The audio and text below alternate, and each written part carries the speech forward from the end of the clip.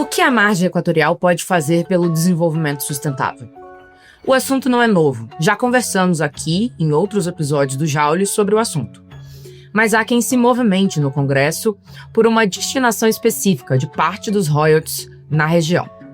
Por isso, conversamos hoje com o deputado Rodrigo Hollenberg, do Distrito Federal, ex-governador e, mais recentemente, ex-secretário de Economia Verde do Ministério do Desenvolvimento, Indústria, Comércio e Serviços. Ele é autor do projeto de lei que mira as receitas que devem chegar com as atividades de petroleiras na margem equatorial. O texto carimba 20% dos recursos para os fundos como o Amazônia, o Fundo Clima e o Desenvolvimento Industrial. Em uma segunda vez no nosso podcast, agora como parlamentar, Hollenberg também explica como que isso pode se conectar com uma nova política industrial e o fomento da bioeconomia no país. Esse é o Jaule, podcast do Jota, em parceria com o INTE, o Instituto Brasileiro de Transição Energética. E eu sou Larissa Fafá, analista de energia do Jota.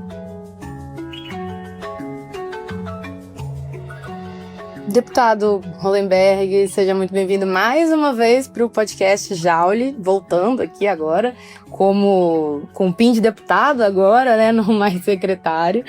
E hoje eu vou acabar conversando um pouco ainda sobre indústria, descarbonização e toda essa pauta.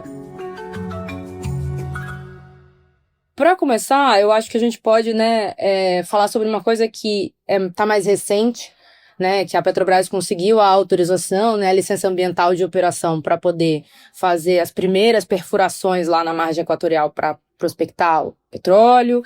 E eu sei que o senhor apresentou um projeto de lei para colocar ali, carimbar, de certa forma, 20% dos royalties para fundos, como o Fundo Amazônia, até como o Fundo Clima. Esse é um debate que o senhor acha que dá para levantar agora, principalmente agora que a gente já tem, querendo ou não, um certo pontapé ali dentro das operações da margem equatorial. Agora dá para trazer esse debate de forma mais firme para o Congresso?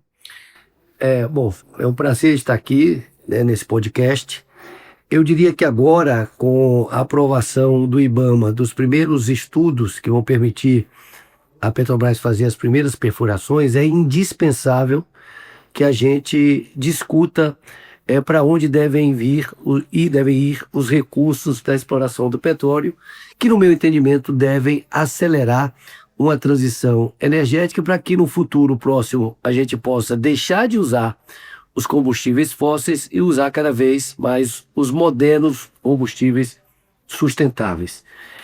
E a partir de uma premissa muito simples: nós vivemos num planeta só. Se o Brasil deixar de produzir petróleo, outros países deixarão de produzir. Se o país deixar de consumir petróleo, outros países deixarão de consumir petróleo. Então, o Brasil não pode, nesse sentido, abrir mão de uma riqueza que tem, mas é claro que tem que utilizar essa riqueza para acelerar uma transição energética. Ou seja, a gente tem que transformar esse limão numa limonada. É claro que a gente tem que exigir do IBAMA todo o rigor no licenciamento dessa área, lembrando que a margem equatorial vai ali do litoral do Amapá até o litoral do Rio Grande do Norte. Mas é muito importante que haja um rigor muito grande nessa questão do licenciamento. A licença foi emitida depois de uma disputa que se arrastava há quase 5 anos. A estimativa é que a perfuração comece de imediato e dure 5 meses na chamada margem equatorial, a 175 quilômetros da costa brasileira e a 500 quilômetros da foz do rio Amazonas.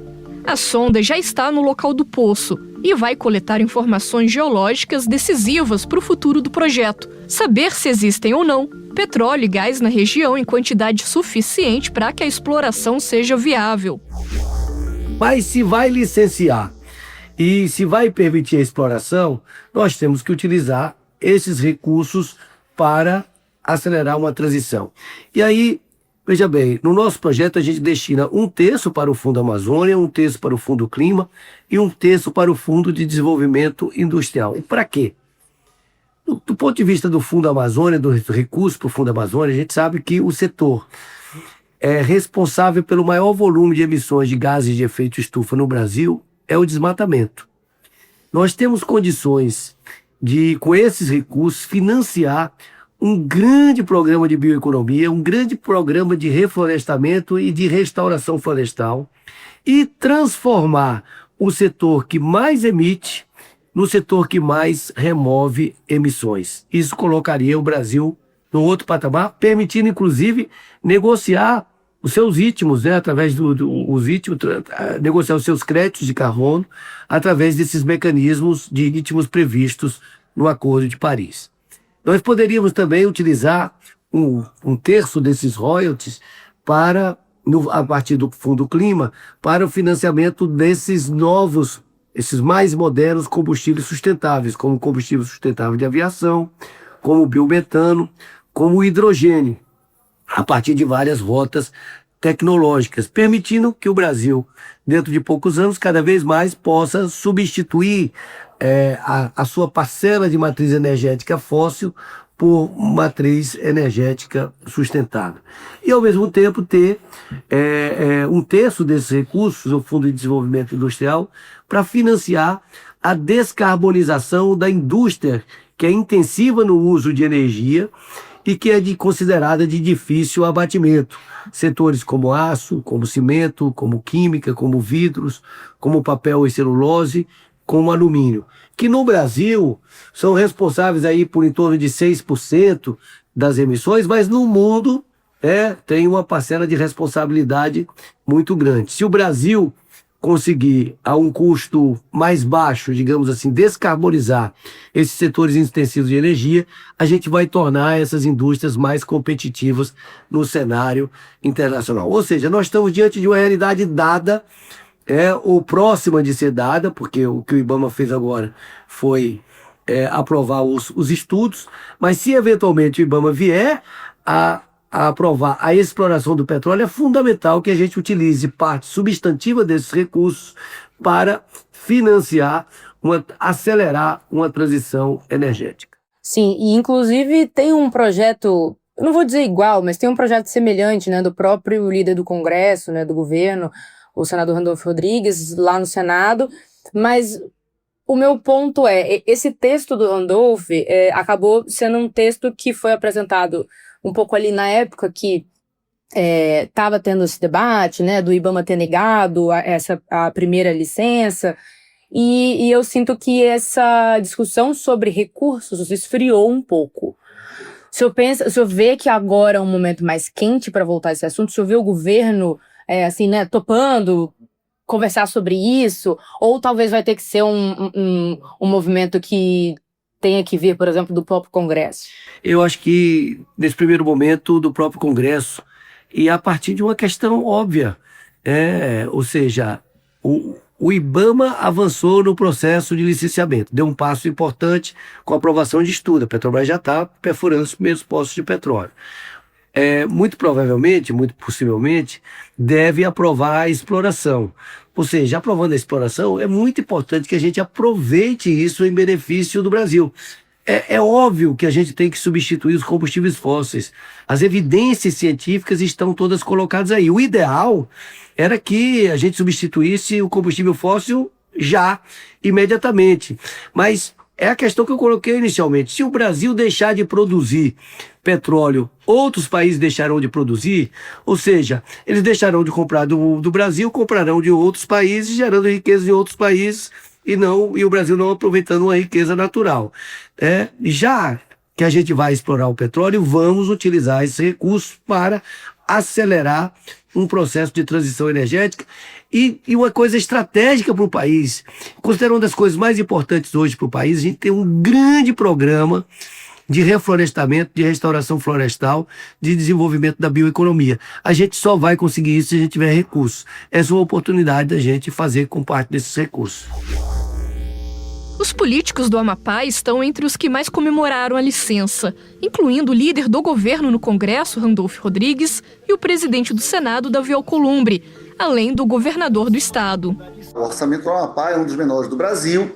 Nós somos dependentes da União. Os royalties vão nos permitir alçar o nosso orçamento público a patamares jamais vistos e esperados por nós. Esse podcast tem o apoio do Instituto Brasileiro de Transição Energética. O INTE é um think tank do setor energético formado por associações de classe dos segmentos de óleo e gás, energia elétrica, combustíveis e derivações. A gestão é autônoma e apartidária. E o objetivo principal do INTE é fortalecer um ambiente propício à discussão sobre energia no Congresso, oferecendo suporte técnico à Frente Parlamentar de Recursos Naturais e Energia.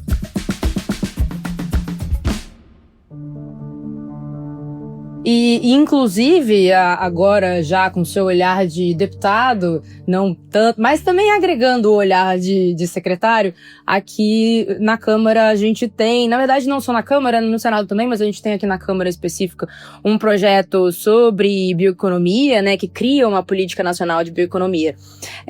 Com essa experiência que o senhor tem de secretário, que eu sei que o senhor tratava bastante sobre esse assunto, tem alguma coisa que a gente pode aprimorar nesse texto que poderia dar um indicativo melhor para o Brasil em relação a esse assunto? Certamente que sim.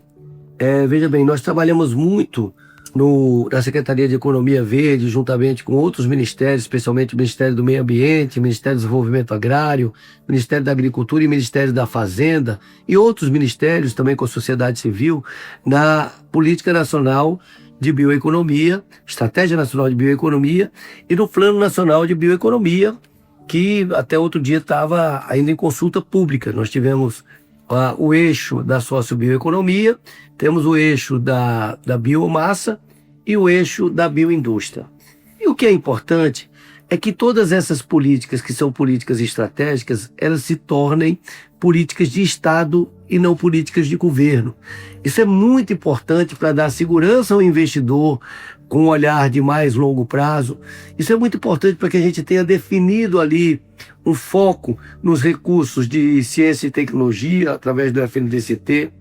Isso é muito importante para os instrumentos da compra pública e para que a gente possa diversificar, por exemplo, a alimentação da merenda escolar. E para isso a gente precisa ter instrumentos duradouros, ou seja, leis que possam garantir que a bioeconomia se transforme numa política de Estado e não numa política de governo. No mesmo sentido, em relação à política industrial, ao que assumi o mandato, eu assumi a relatoria de um projeto de lei do deputado Heitor Chu, com a coautoria de vários deputados da bancada do PSB, que define diretrizes para uma política industrial. Nós temos uma política industrial capitaneada, liderada muito bem pelo vice-presidente e ministro Geraldo Alckmin, que recriou o Conselho Nacional de Desenvolvimento Industrial, que definiu a política por visões, com uma focada na agroindústria, outra no saneamento, na infraestrutura, outra no complexo industrial da saúde, na digitalização, na bioeconomia, na descarbonização, na transição de segurança energética e na defesa nacional. E da mesma forma nós precisamos transformar esse instrumento num instrumento duradouro, que defina claramente a possibilidade, por exemplo, do BNDES financiar com TR, ou com taxas de juros muito mais baixas, a inovação, que possa definir princípios do governo associar um percentual de conteúdo nacional às compras públicas, que possa o governo definir preceitos de sustentabilidade com o selo verde, por exemplo, para as compras públicas, que possa ter instrumentos de defesa comercial, especialmente no momento de muita instabilidade geopolítica mundial. E eu tenho defendido isso, que vamos aproveitar no momento que a gente está definindo diretrizes para uma política industrial, que a gente também dê instrumentos que deem ao governo flexibilidade, agilidade para agir com rapidez e de forma firme, com muita firmeza, em momentos como esse que nós estamos vivendo. O Brasil está sofrendo em função de retaliações dos Estados Unidos com taxação de 50% em vários produtos nacionais. Nós temos, por outro lado, uma invasão de produtos oriundos, em sua maioria, da Ásia, com a pegada de carbono muito elevadas. Então nós temos que ter instrumentos de defesa comercial não apenas tarifários, mas também instrumentos de definição de cotas de importação para determinados produtos, de definição de pegada de carbono, ou seja, de taxa de carbono, fixando taxa de carbono na fronteira, como aliás a União Europeia está fazendo, os Estados Unidos estão fazendo, todos os países estão fazendo, e o Brasil, que se desindustrializou nos últimos anos, não pode deixar de fazer. Lembrando que só o fato de termos foco nesses últimos anos, com o advento da nova indústria Brasil, nós saímos em 2022 de uma redução da produção industrial de 0,7% para um aumento do PIB industrial do Brasil no ano de 2024, no ano passado, de 3,1%. Ou seja, nós temos que dar foco, nós temos que priorizar determinados setores para que o Brasil possa se defender e possa aproveitar as oportunidades que esse momento coloca para ele. É o caso principalmente, né, aqui do nosso setor, assim, né, que a gente está falando aqui de mais energia. Essa questão da pegada de carbono acaba pesando muito, né? Principalmente a gente importa muito componente e muito equipamento, às vezes em alguns setores mais na parte da China, né? E com uma grande pegada, enquanto a gente está discutindo aqui descarbonização da matriz, né? Então eu penso que realmente isso é uma coisa que pode encontrar ali resistência talvez de alguns segmentos. Certamente vai encontrar resistência de alguns segmentos até internos, vai encontrar resistência de segmentos externos de outros países, mas esse tema tem que ser colocado na mesa e a COP30 é o local adequado para isso.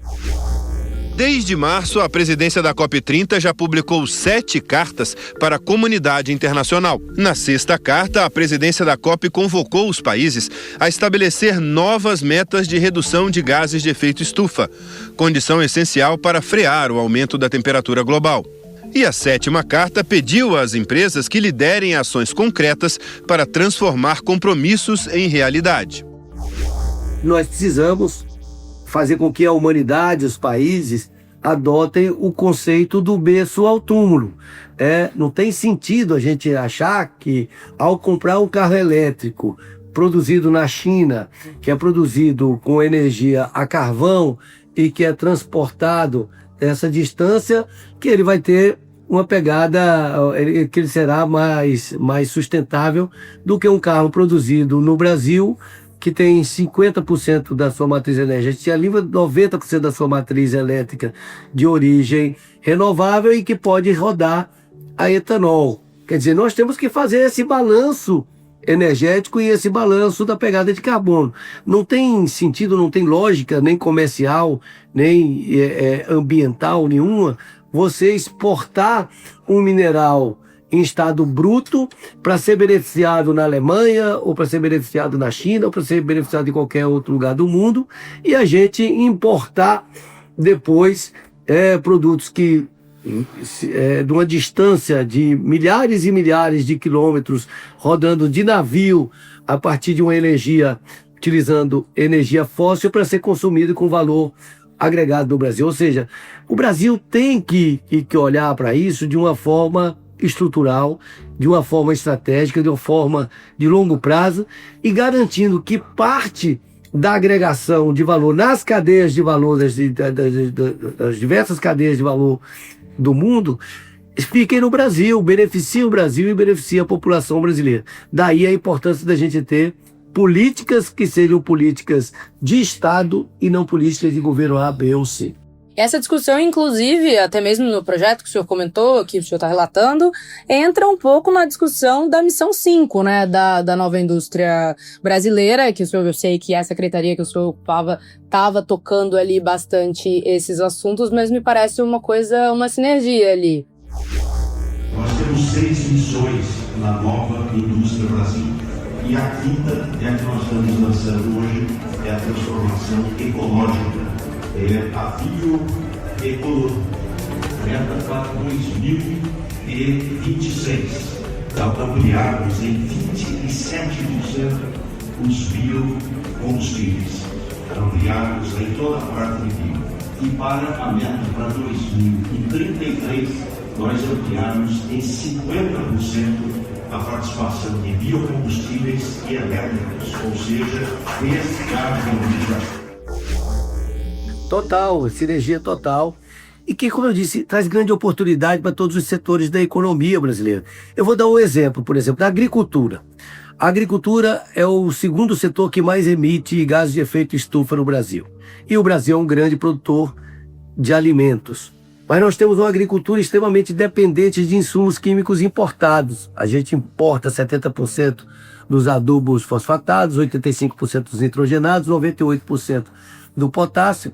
Mas nós temos agora, nesse momento, nós temos uma pesquisadora brasileira, Mariângela Hungria, que recebeu o Prêmio Nobel de Alimentação exatamente pelo desenvolvimento de bactérias fixadoras de nitrogênio, salvo engano agora em gramíneas. Mas nós temos uma grande brasileira, Joana Dobenheim, que foi indicada no passado para receber esse Prêmio Nobel de Alimentação, que isolou essa bactéria fixadora de nitrogênio no solo, que faz usada largamente no plantio de soja no Brasil, que faz com que o Brasil economize dezenas de bilhões de reais por ano, né, por substituir adubos nitrogenados sintéticos, mas ao mesmo tempo também evitando a emissão de toneladas, de milhares de toneladas de óxido nitroso, que é um dos gases de maior impacto e efeito estufa. Isso é indústria, isso é uma visão estratégica do Brasil. A gente pode, a partir de uma dificuldade que nós temos, com foco no desenvolvimento científico e tecnológico, no crédito barato, na compra pública, desenvolver um segmento que vai tornar a nossa agricultura muito mais sustentável. Eu poderia aqui dar diversos exemplos. Assim. Não tem cabimento a gente produzir, por exemplo, hidrogênio para transformar em amônia, para vender para a Alemanha descarbonizar a indústria dela lá na Europa. É muito mais racional que a gente possa atrair a cadeia de suprimentos para que aqui a gente possa produzir as pás eólicas onshore, offshore, para a gente produzir energia limpa aqui, para a gente produzir um hidrogênio aqui, para a gente descarbonizar, por exemplo, a nossa produção de aço, a nossa produção de cimento, enfim, fazendo com que a gente possa adensar as cadeias produtivas a montante e a jusante. E isso precisa ter uma visão estratégica, isso precisa ter foco, isso precisa ter prioridade. Daí a importância da gente ter uma política de Estado e não uma política de governo. Deputado, como que a gente chega, assim, com todo esse contexto que a gente está conversando? Então, a gente está falando de NIB, a gente está falando de alguns projetos, de marcos legais, o senhor comentou agora sobre hidrogênio, né? Um pouco dessa discussão também foi abordada dentro do marco legal do hidrogênio. A gente chega também discutindo mercado de carbono, né? Tentando ali começar a regulamentação do projeto que já foi aprovado. A gente está discutindo, né, dentro do governo, principalmente a questão da taxonomia sustentável brasileira. A gente tem todo esse cenário. Como que o Brasil chega na COP com isso? É com mais promessa ou é com exemplo para poder, de alguma forma, ter, né? Não, eu acho que o Brasil chega com muita coisa para mostrar e com muitos desafios também. O que eu destacaria é o avanço regulatório que nós tivemos no Brasil nos últimos anos e aí com a participação importante do Congresso Nacional. A regulamentação do mercado de carbono foi um passo importante. Nós temos uma lei boa que regulamenta o mercado de carbono. Combustível do Futuro é um programa realmente bastante inovador, especialmente por adotar o conceito do berço ao túmulo e por ali regulamentar a questão do combustível sustentável de aviação, do biometano, e permitir ou de prever o aumento da mistura do etanol na gasolina, do biodiesel no diesel fóssil, regulamentar a captura, estocagem de carbono, é um grande avanço. A Política Nacional de Bioinsumos é um grande avanço, a regulamentação das eólicas offshore e o Programa Nacional do Hidrogênio. Ou seja, além disso, nós temos o Programa Mobilidade Verde, o MOVER, importante, nós temos o PATEM, ou seja, o Brasil avançou nos marcos legais. Precisa avançar com mais agilidade. Isso dá uma certa angústia quando a gente está aqui no Congresso Nacional, porque quando a gente é do Executivo, a gente pode ajudar e cobrar ali mais proximamente a aceleração desse processo de regulamentação infralegal. Precisamos andar rápido para avançar nessas regulamentações que podem trazer muitos benefícios, para o Brasil. Eu vejo, por exemplo, a regulamentação do mercado de carbono associado ao financiamento, a fonte de financiamento e ao desenvolvimento tecnológico para desenvolvimento de tecnologias de reflorestamento, de restauração florestal, eu vejo assim, para mim, uma coisa tão óbvia, que isso é uma oportunidade gigantesca para o Brasil de transformar o crédito de carbono numa commodity que só tem externalidades positivas. Porque quando você produz, por exemplo, uma grande quantidade de soja, de milho, de monoculturas, você tem esse processo, que você teve ali uma mudança do uso da terra, você tem ali, de certa forma compromete a biodiversidade daquela área, mas se você refloresta ou você restaura, e você pode fazer isso utilizando toda a biodiversidade, utilizando os produtos utilizados da bioeconomia, você vai gerar créditos de carbono, que será uma commodity com todas as externalidades positivas, só tem externalidades positivas. E o Brasil pode ser o maior produtor de crédito de carbono do mundo e negociando isso internacionalmente através dos instrumentos do Acordo de Paris. O Brasil concentra 15% do potencial global de captura de carbono por meios naturais. Segundo especialistas, isso coloca o nosso país como protagonista no cenário internacional. Isso precisa ter o quê? Precisa ter foco, precisa ter desenvolvimento tecnológico e precisa ter fonte de financiamento. Já que a gente vai explorar petróleo na margem equatorial, porque essa é uma decisão que o IBAMA está tomando, é muito importante aproveitar esses recursos para fazer isso, que certamente podem contribuir muito para a restauração da nossa floresta. Então seria e de outros biomas. Então seria casado, né? Ações casadas, né? A questão do financiamento, a questão, por exemplo, dos recursos que poderiam vir da margem equatorial, mais a regulamentação que poderia... E daí a importância de você ter políticas de Estado. Por exemplo, quando você utiliza o recurso e coloca parte no Fundo Clima, parte no Fundo Amazônia, para financiar bioeconomia, florestamento e restauração florestal, parte no Fundo Clima, para financiar o combustível sustentável de aviação, para substituir o SAF, para financiar o hidrogênio, para substituir o gás natural, o biometano também para substituir o gás natural.